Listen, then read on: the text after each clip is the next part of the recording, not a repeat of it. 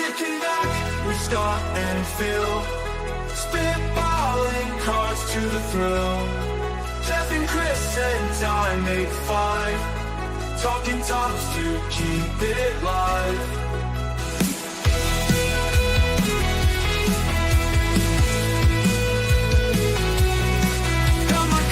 Invested tight, rare ones glowing in the night, chasing photos that amaze, designs that capture every phase. We're collecting, make it last, spitballing cards that blast from the past, seeking treasures, wins and right, with the crew every card shines bright. Stoked to find that perfect gem, trading stories with my friends. Tops cards here and there, the podcast ends.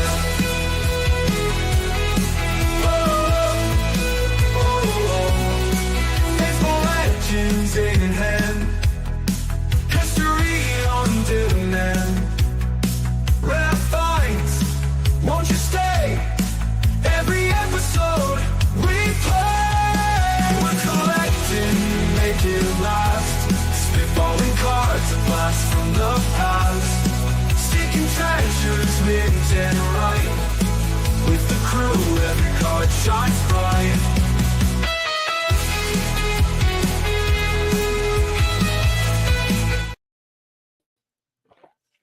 Caught you mid-sip.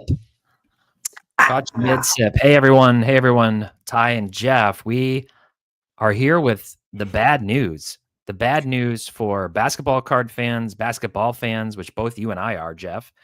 And honestly, for the hobby, this is just a big blow. If you haven't heard already, Victor Wembanyama, kind of the face of the basketball landscape right now since he was a rookie last year, is done for the season. Shams announced it earlier today. He's got deep vein thrombosis in his shoulder, which is essentially a blood clot, which can be life-threatening. That can be life-threatening. So the good news is they found it and nothing catastrophic happened to Wemby. The bad news is that this is not a small thing, potentially. This is potentially serious. Neither Jeff or I are doctors, but this is the exact type of thing that ended up ending Chris Bosh's career. It sure did. Hall of Famer Chris Bosh, who was on those Heat and I think he's in the Hall of Fame. He was on those Heat teams, though, championships with Wade and LeBron, and it basically cut his career short. He got a pulmonary embolism, and he had to stop playing basketball. So a lot of people were reacting on Twitter to Sham's post saying, "Oh, thank goodness it's not a knee or something really serious." Probably not understanding just how potentially serious something like this could be. Yeah, it has huge ramifications both for his short-term well-being. They've already announced he's out for the season, so that shows how seriously they're taking it. Yeah. As well as his long-term health outlook. They say it's an isolated incident, but we'll see. I hope for his health it is. And you mentioned him being hot. He is probably, along with Ohtani, the hottest guy in the sports card hobby. He's gotten a ton of cards graded through PSA of late. Yeah. He's very, very popular with collectors. He was it was minus 2,000 for him to win Defensive Player of the Year today, and a lot of odds changed. Yeah, the Spurs challenging to make the playoffs. They just made that big pickup to get De'Aaron Fox, and they looked like they were going to make some noise. He's been improving everything as advertised. He's been great. He was fun in the All-Star weekend festivities. And this is just a real blow to the NBA. This morning, you and I talked about the blow the Bucks took with Bobby Portis being suspended for 25 games for a painkiller that's on the restricted list. And I thought that would be the big news today. But this Wemby thing really surprised us all. Yeah, definitely caught me off guard. Not as much as the Luka trade announcement did, but still was like, holy cow. I mean, the NBA is in a weird spot in the last few weeks after like absolutely abysmal All-Star game weekend ratings and terrible reviews from pretty much everybody. It was a really weird weekend on it. A lot of people were like, I didn't even know what was going on. And then the Luka trade shook things up, and now you've got this news about Wemby going down. And so De'Aaron Fox, you mentioned him. He's a guy who I talked about a month and a half ago on the Market Movers channel that I thought his cards might go up if a trade to the Spurs were to happen. And then what happened? His cards went up. They've come back down to earth, but I think they're probably going to go down even more now because of losing Wemby. Before the news today, the odds, according to ESPN, for the Spurs to make the playoffs were 15% to make the play-in. After the news, 0.4%. That's a huge drop in expected playoff chances, and that's even just to make the play-in. Yeah. Yeah. So we've got 80 people watching right now, which is awesome. We got a lot of chatter already. A lot of people saying there'll be buying opportunities. We got Professor's Dugout. Yeah, this is no joke. Worried about his long-term future. I think he'd be kind of a fool not to. I know that maybe the immediate reaction is a little bit of that cognitive dissonance to be like, I'm sure he'll be fine. That's generally our thought with any injury is like, I'm sure they'll be fine. But yeah, we were joking and, I guess a little tongue in cheek that we were seeing on a Facebook thread, people sort of bringing up Greg Oden, and people would say Greg Oden will be fine. Brandon Roy back in the day, different injuries, but like things, these players can be the most talented players on planet Earth, honestly. And then injuries or other things can derail that. So certainly wishing the best for Wemby. I was looking at some Market Mover stats, Jeff, because I'm like, what's the impact of this, not only to the basketball card hobby, but to the broader hobby? Like, just how does this, a lot of people do only collect or invest or speculate in one sport. There are plenty of people who do that. So maybe the baseball card community that obviously follows our channel wouldn't necessarily follow Wemby, or maybe this doesn't scare them, but a lot of others do. And if they have a lot of money tied up into Wemby, that can impact their hobby budget overall, or just their appetite to want to put big money into new products and new players as they come out. So I looked earlier, and in Market Movers, let me find the stats again real quick. So we tracked on 6,400 cards that we actively track in Market Movers for Wemby, $43.1 million in sales in the last year on those cards. That doesn't include every sale. Right. It does not include every sale. We don't track every single Wemby card like in our featured card data set. We have it in our sales history. That doesn't include private sales. It's probably like double that with all the transactions and the hot potato that happens at every show, every weekend around the US and around the world. That doesn't include, there's certain marketplaces we don't track. That doesn't include Card Hobby in China. That doesn't include all these different places. And that doesn't include all the sealed product that obviously had the value massively propped up by Wemby being in those products, much less a standalone product like Topps Mercury. So, right. I think you hit on the right phrase there when you talked about hot potato, because now that is a real hot potato. Will's Sports Card says Nebula Wemby goes on auction Saturday. Poor guy, rough timing. I mean, talk about a hot potato. We're gonna see an immediate decrease in his prices. For the people in the comments that are saying a buying opportunity, yes, I'm sure there will absolutely be a buying opportunity if you're a long-term believer and if you think he's going to come back. There are probably going to be some big cards that weren't for sale that will be for sale now. So I think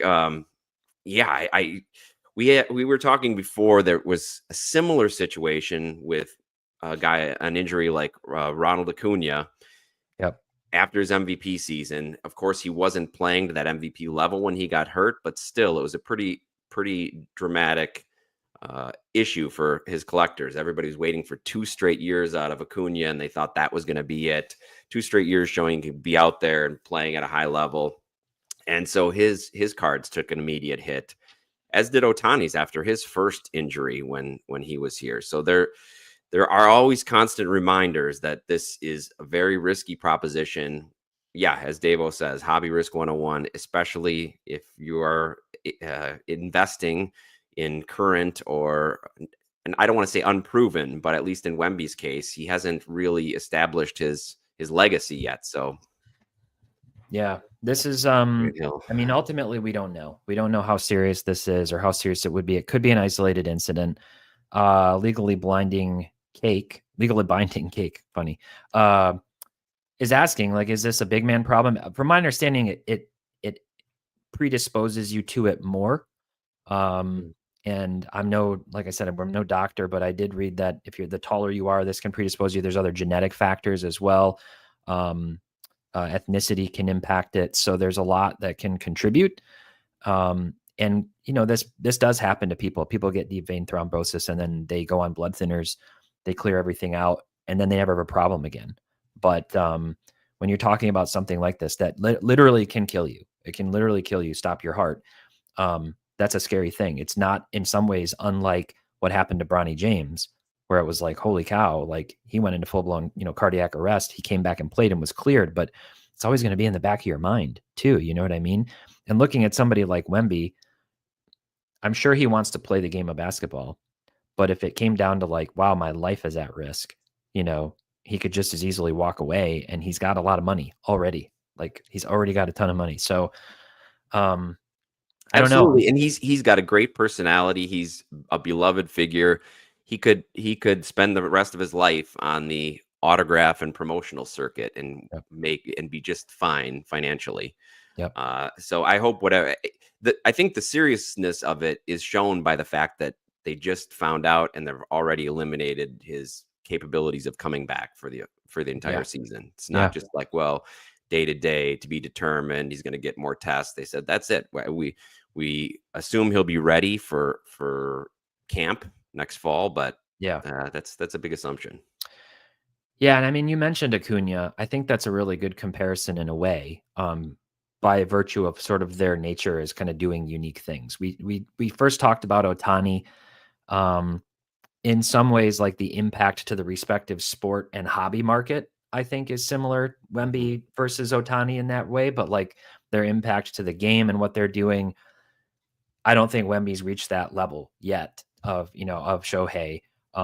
Maybe an expectation he has, Right. not an actual output. No. But when you look at somebody like Acuna with his 40-70 season and obviously all the talent in the world, but the injury problems recurring, when you get a guy that's as big and tall as Wemby, I think the concern I had is like these big men like have a shelf life in general of like 8 to 10 years. And then they're just usually not able to continue to put out at that high of a level. I'm talking like 7-footers plus.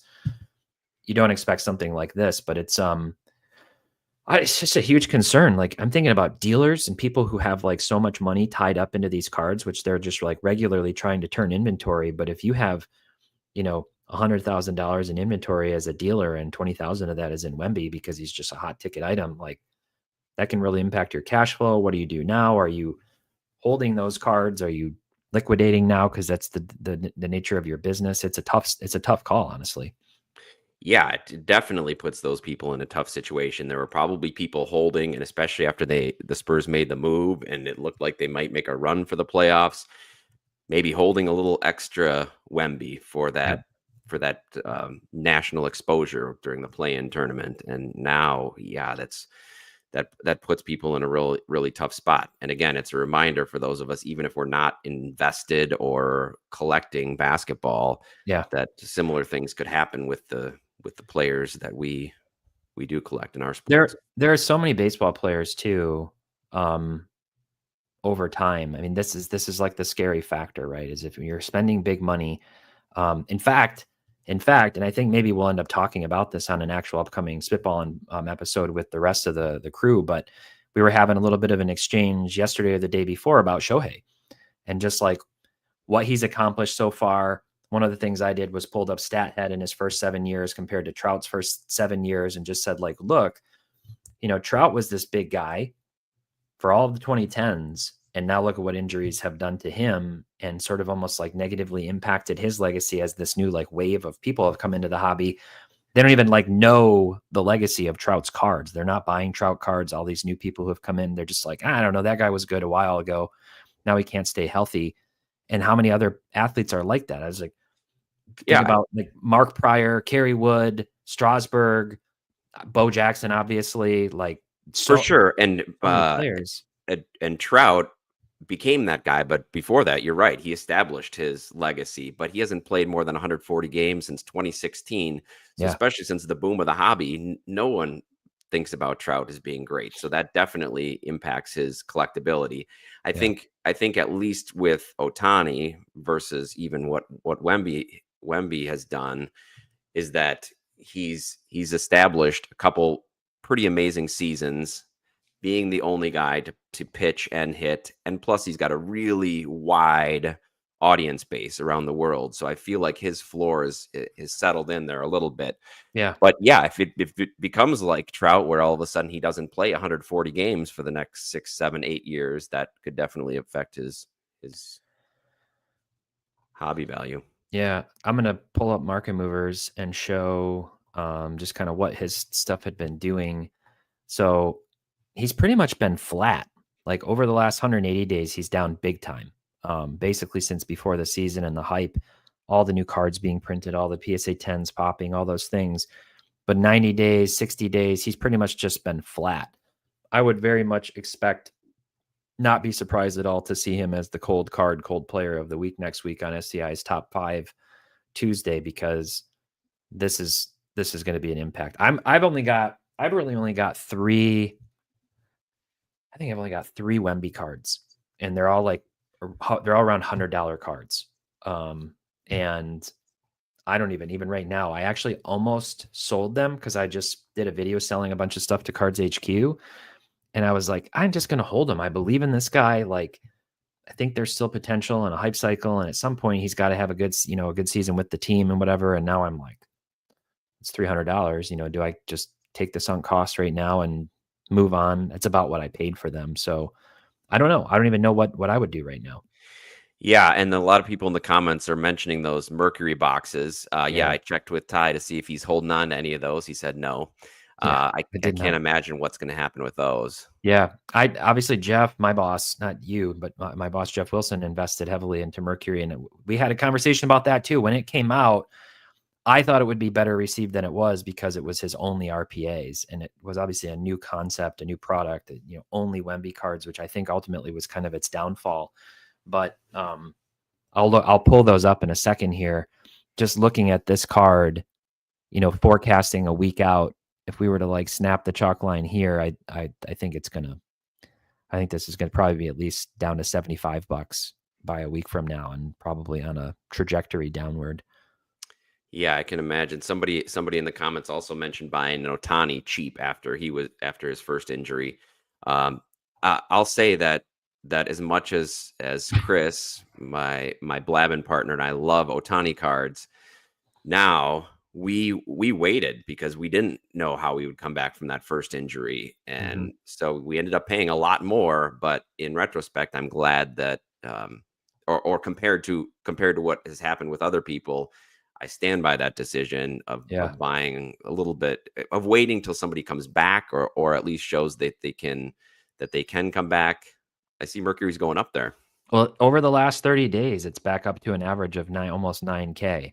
And the last sale was 9,600. So it does look like it was starting to recover some. I'm sure that's not going to go in the right direction after this either. Yeah. Well, jump back to the chat here a little bit, and we could talk a little bit about baseball too while we're here. But more references to Bosch. I don't know what this is, but doesn't sound good. I don't know, maybe Wills has some medical or biology background to know a little bit about there. There is a really good channel on YouTube. Maybe you know it, Jeff. Oh, why am I forgetting it? Dr. Brian Suter. He, like, anytime a major injury happens to a major athlete, he does these really good, like 8 to 10 minute videos with like awesome software, like showing the body, the anatomy, like here's why this is a problem. He'll show the clip as long as it's not too graphic. And I'm sure he will have a video coming out probably today on this Wemby news. MJR's breathing a sigh of relief, I guess, having sold all of his Wembys last year. Man, this is an interesting question. I mean, there's actually I think there's still another product coming out, some other Topps rookie product with Wemby in it. That's probably not gonna do too great. Finest just came out. I think Finest Basketball just came out. And Yeah, I mean, really, he's been carrying these products essentially. There's a lot of people, myself included, who aren't really interested in non-licensed items, and these. That was my problem with the Mercury product, that they didn't really look that good, yeah, and I feel like he's just been just by having him in some of these products that's been carrying it. Now that might not be the case. yeah. Good for us broke collectors. Hey, silver lining, I guess. Yeah. Um, I don't even know what this means. I'm snapping chalk lines. I must have said that phrase, but um, I've done some carpentry. I know all about chalk lines. yeah. I'm trying to think. So who's other than Trout? He's obviously a big one. We've got Acuna, Spencer Strider coming back, this year. Absolutely. Who else is coming back? Who else is coming back from injuries that would be notable in MLB this season? Well, at least for my team, Yelich coming back. Supposedly he had another surgery, and this really fixed the back issue. So hopefully he's coming back. He said he's going to be ready for opening day. Um, we'll see. He's kind of reinvented himself as a top of the order guy, and he was doing really well last year before the back finally pushed him out. Love Yeah, Trout. Somebody asked about the move to right field. Great idea to move him to right field. Take a little bit of yeah, uh, wear and tear off of him. He looks great in workouts. He feels like he's got something to prove after being ranked, Ty 39th on the MLB yeah, best player list. He yeah. he took exception to that a little bit. He did. At the same time, he's like, "Look, I haven't been out there, Yeah, so he's I like, got to go." yeah, I got to go prove it. I know what And I am. you could see the frustration on his face the last few years every time he got hurt. I mean, this. He's not a guy. He's not Kawhi Leonard. He's not a guy who's like, I don't care if I'm out there. I'm just gonna like hang out and make money. He's not Paul George doing, having more podcast episodes than he is appearances on the court. He's Yeah. a competitor who wants to win, who's never been on a winning team, and it's frustrating. Um, But yeah, yeah, and I love Trout. yeah, I knock him just because I miss him. Baseball's better with him there. And yeah, yes, even his bad season, when he hardly played games, yeah, he still hit 40 home runs. What was that, 2 years ago? yeah, You just want him to stay healthy. He's absolutely outstanding. He was just on track to be an inner circle Hall of Fame member. He's obviously still a Hall of Famer, the best player of his generation, but he's still got time. He's not that old because he got such a young start. He's still I think he's 33. This is age 33 season maybe. So I'm yeah. hoping for a late career resurgence. Love Trout. Hmm. I wonder if there's any fallout. Like, obviously, the people holding Wemby cards right now are going to be struggling to know what to do, and they're sitting on those. A lot of people saying they think there's going to be buying opportunities. Does the money shift? Like, for the people who aren't holding his cards, does it shift to the next shiny object? This is something that I don't have like clear data on to demonstrate. But do people who are like, oh, I was gonna buy some Wemby, are they just moving it to other players now? Does that positively impact? I hate to use that word. Does it? Yeah. What's the right word? What is the next shiny object? I'm trying to think about in terms of basketball. I don't know. Maybe it's Shea. Maybe it's, I don't know. Yeah, But I there's a think, lot of movement in Luka cards with the Lakers, but we'll see yeah, how that pans out. yeah. Doesn't look great so far.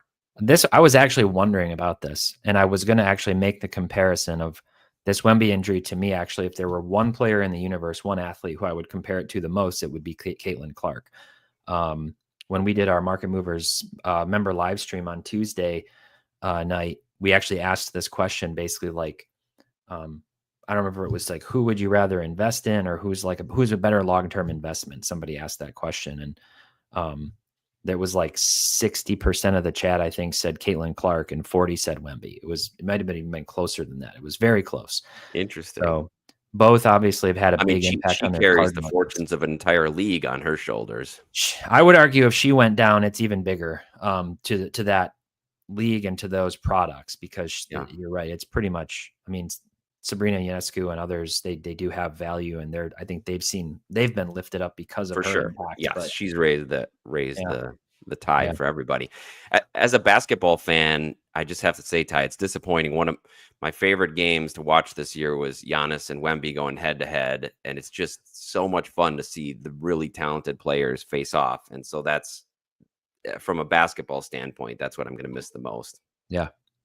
Yeah. I mean, there were some good battles between, Wemby and Chet as well. And then Chet got injured for a big portion of the season in his back. But somebody says Charizard. I half expect Scott to just show up and pop into this stream when they say Charizard. He can't. He can't get deep vein thrombosis. That's true. Well, that's an interesting comment. I don't know if that's a knock on Scott or a compliment to you, Jeff. But thanks, Bostwick. I look so much younger. Yeah, maybe it's the haircut. Yeah, maybe this has made me look this age for 20 years. Yeah, but it's your youthful smile. Look, we got Rafi Devers in the chat. I'm a third baseman. What did you think of that? No.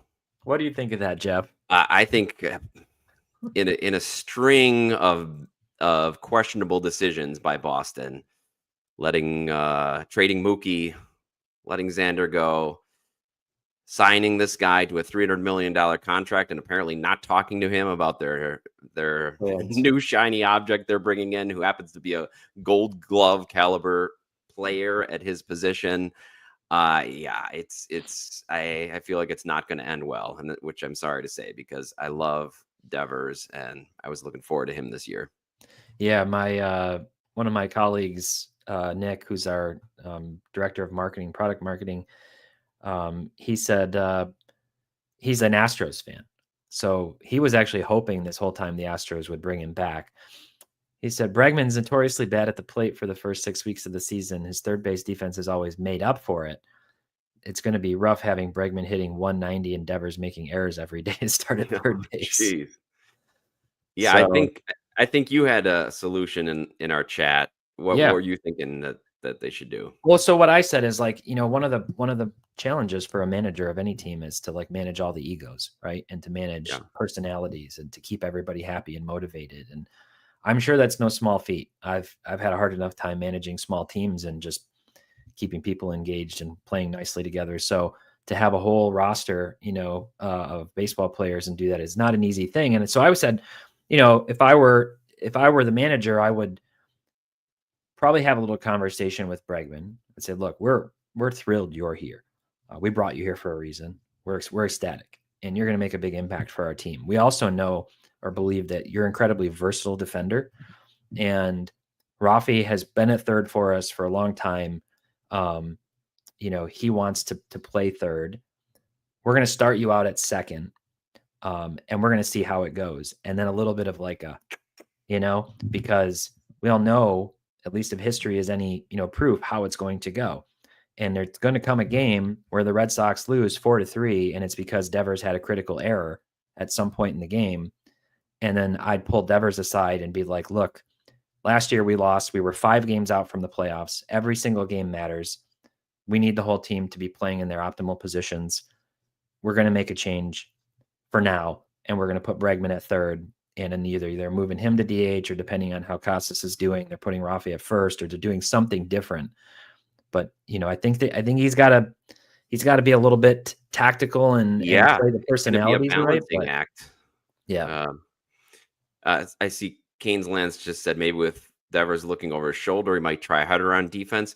I think he has been working on his defense. It just really hasn't worked. So, but you're right. Maybe there's an element there of this spring that he'll really take it more seriously and prove that he should be a third baseman. Yep. Yeah. It was a very spicy response. Like he was like, what are you talking about? I'm not moving. He didn't even need his translator to translate the question if he was going to DH. No. Third base. No. So I don't know. Yeah. Well, I think it was good to hop on and talk about this. We wanted to kind of share some thoughts, and I hope the impact overall, we talk a lot about like just being realistic about things, right? The impact of like surgeries and off the field issues and all the stuff that can come with sports. And so this is just another sobering lesson to be really careful with how much money you're putting and how many eggs you're putting into one basket. Yes. Typically we say, just don't spend the money you can't afford to lose if you're putting it into sports cards, because a lot of different things can go wrong, including with the athletes. And so it's a hobby, and then there's some opportunity financially with it, and it's fun, but what a blow. Yeah. And he's still young. He's got plenty of time. I think that just one final point that worries me more about this, you were saying some people in the comments are saying, well, at least it's not a broken leg or something. Mm-hmm.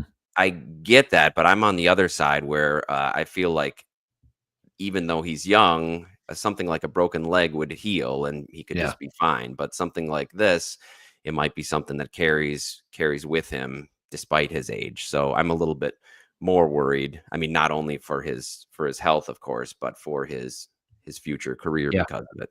Mm-hmm. Yeah, absolutely. Anything else you want to chat about while we're here? No, thanks everybody for joining us on this impromptu live. We're going to be, Chris and I are going to be on Blabbing About Slabbing tonight, as usual, at 6 p.m. Pacific, 9 p.m. Eastern. We might talk a little bit about Wemby, but I'm not sure Chris even knows who Wemby is, so we probably won't get into it much there. But everybody, please join us tonight on the Blabbing About Slabbing channel. All right. Thanks, everyone, for joining. We appreciate it. We'll see you again soon. Bye-bye. Take care.